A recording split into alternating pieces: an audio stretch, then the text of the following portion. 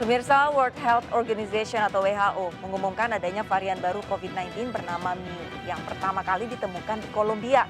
Pemerintah Indonesia pun mulai memperketat pintu masuk Indonesia, terutama di bandara dan pelabuhan. Bersama saya, Arizadi, kita akan berbincang lebih jauh terkait Indonesiaku waspada varian Mu. Sebelum kami hadirkan perbincangannya ke hadapan Anda terlebih dahulu, kami akan sampaikan rangkaian informasi seputar peristiwa yang terjadi sepanjang hari ini.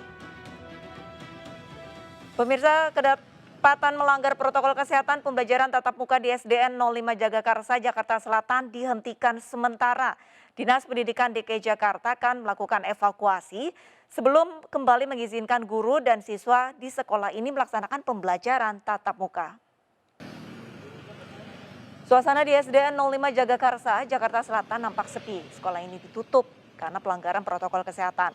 Pihak sekolah mengakui ada pelanggaran protokol kesehatan, yakni sejumlah siswa yang tidak menggunakan masker. Pelanggaran prokes dilakukan siswa kelas 1, 2, dan 3. Saat ini pihak sekolah tengah menanti pemberitahuan lebih lanjut dari Dinas Pendidikan dan berharap sekolah dapat kembali dibuka secepatnya.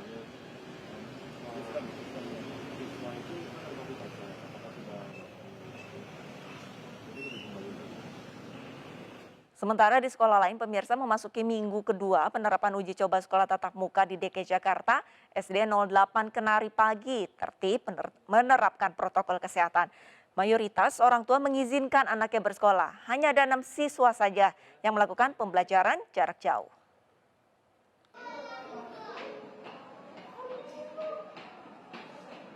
Salah satu dari 610 sekolah yang menjalankan pembelajaran tatap muka di DKI Jakarta adalah SDN 08 Kenari Pagi, Senen, Jakarta Pusat. Di minggu kedua PTM ini, protokol kesehatan ketat masih diterapkan bagi siswa sebelum memasuki kelas. Mayoritas orang tua mengizinkan anaknya untuk menjalani PTM terbatas, tercatat hanya 6 siswa yang hari ini menjalani pembelajaran jarak jauh atau online karena sekolah ini juga menerapkan sistem blended learning atau pembelajaran campuran.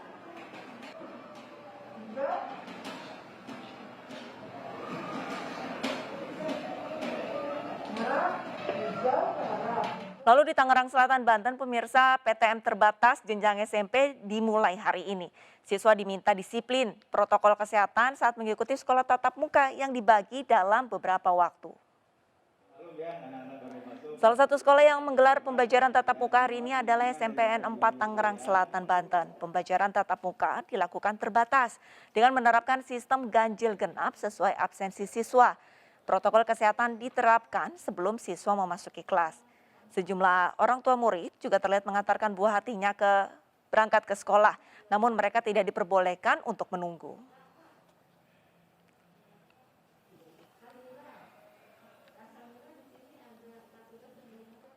Ke informasi selanjutnya, pemirsa, hebohnya kebocoran data di aplikasi Peduli Lindungi membuat sejumlah pengelola mal di Bali khawatir dan menunda pelaksanaan aplikasi Peduli Lindungi bagi pengunjung mal. Pemerintah Bali sendiri hingga kini masih memutuskan untuk menutup pusat perbelanjaan dan mal. Hanya ada sejumlah tenan sektor esensial dan kritikal di dalam mal yang diizinkan untuk beroperasi.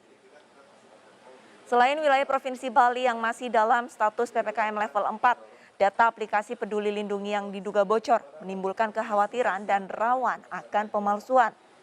Saat ini pengelola mal yang tergabung dalam Asosiasi Pengelola Pusat Belanja Indonesia Bali baru mengimbau pengunjung mal agar memasang aplikasi Peduli Lindungi di ponsel mereka dan belum menerapkan penggunaan aplikasi.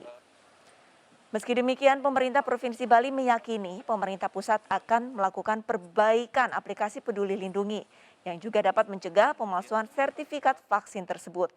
Sebelumnya, hebohnya dugaan kebocoran data pengguna di aplikasi Peduli Lindungi terjadi setelah sertifikat vaksin milik Presiden Joko Widodo menyebar di media sosial. Kebocoran data ini menimbulkan kekhawatiran banyak pihak terhadap pemalsuan data dan sertifikat vaksin. Nanti kalau masuk mall, syaratnya harus sudah divaksin, jadi tidak usah kita menunjukkan kartu. Ini sebenarnya kan hanya alat untuk satu, untuk mempercepat, kedua, untuk lebih validkan. Tentu ada hal-hal yang kurang kita benahi, bukan berarti kita tidak jadi gitu ya. Level 2 PPKM, sejumlah objek wisata di Jepara, Jawa Tengah kembali dibuka. Disayangkan masih banyak warga yang tidak mematuhi protokol kesehatan, berkerumun dan tidak menggunakan masker.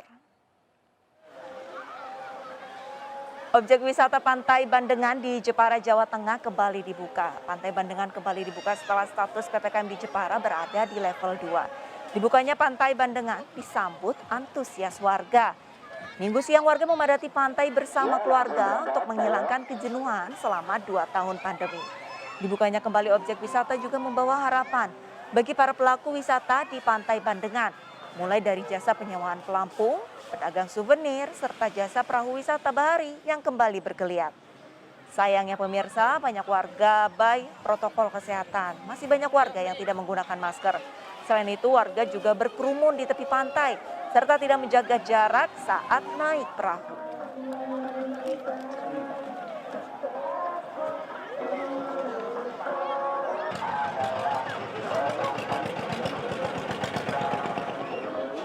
Pemirsa, perbincangan akan kami lanjutkan pada segmen kedua di Indonesia Bicara bersama para narasumber. Tetaplah bersama kami.